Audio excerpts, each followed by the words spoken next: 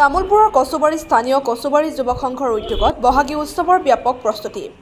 তামুলপুৰৰ কচুবাৰী স্থানীয় কচুবাৰী যুৱক সংঘৰ উদ্যোগত ডক্টৰ কংকন চন্দ্ৰ ৰাভাৰ বাকৰিত কালি অৰ্থাৎ 12 মে'ত দিনজোৰা কাৰ্যসূচীৰে 49 সংখ্যক বহাগী উৎসৱৰ প্ৰস্তুতি প্ৰায় সম্পূৰ্ণ হৈছে।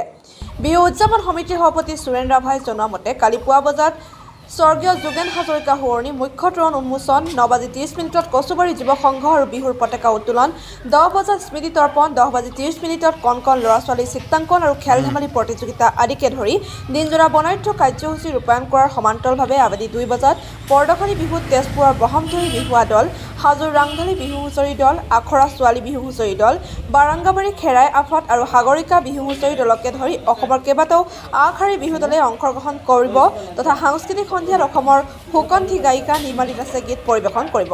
কালি এই দিনজোৰা বৰ্ণাঢ্য সমূহ কাৰ্যসূচীত অঞ্চলটোৰ সৰ্বস্তৰ ৰাইজৰ সহায় সহযোগ তথা উপস্থিতি আন্তৰিকতাৰে কামনা কৰিছে উদযাপন সমিতিয়ে। ৰাতিপুৱাৰ ভাগত আমাৰ মুখ্য দ্বাৰ উন্মোচন কৰিব, আমাৰ তাৰপিছতে আমাৰ পতাকা উত্তোলন হ'ব, সংঘৰ পতাকাৰ লগতে বিহু উদযাপনৰ পতাকা উত্তোলন হ'ব। তাৰপিছতে আমি আমাৰ সাংস্কৃতিক সন্ধিয়াৰ বিশেষ আকৰ্ষণত আমাৰ BTRৰ চিফ মহোদয় মাননীয় প্ৰমোদ মহোদয়ে সাংস্কৃতিক সন্ধিয়া উদ্বোধন কৰিব। তাৰপিছতে আমাৰ দিনজোৰা কাৰ্যসূচীত বিভিন্ন ধৰণৰ কাৰ্যসূচী আমাৰ হাতত আছে।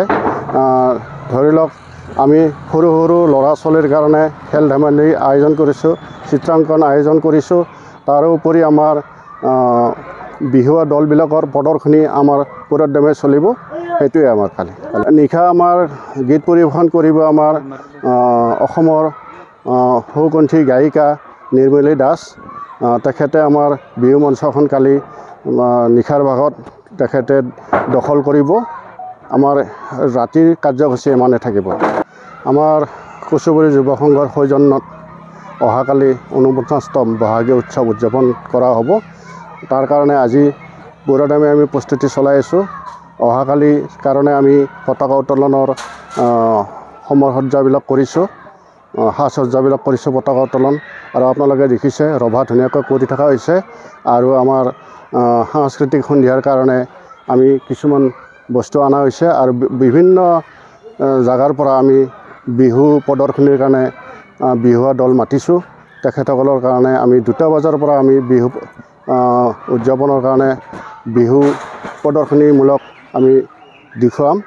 আৰু লগতে আমাৰ এই অঞ্চলৰ ৰাইজক আমি আশা কৰিছোঁ যাতে আমাৰ এই বিহু উৎসৱত যাতে ভাগ লয় আৰু আমাক উৎসাহ উদ্দীপনা দিয়ে, তাৰ কাৰণে আমি কামনা কৰিছোঁ।